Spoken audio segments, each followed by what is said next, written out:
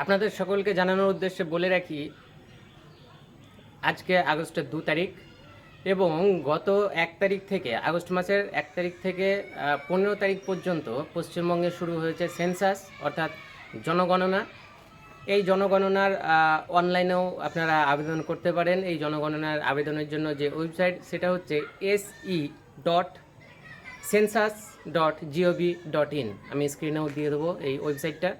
আপনারা সেখানে গিয়ে 15 তারিখের মধ্যে আপনারা আপনাদের নাম নথিভুক্ত করুন সেইখানে, যাতে সঠিকভাবে আপনারা যে পশ্চিমবঙ্গের বাসিন্দা সেইটা সরকারের খাতায় যাক এবং পশ্চিমবঙ্গের সরকার পশ্চিমবঙ্গের কতজন মানুষ এখানে বাস করে সেইটা জনগণনার জন্য এই পোর্টাল চালু করা হয়েছে এবং সেটা 1 তারিখ থেকে 15 তারিখ পর্যন্ত চলবে।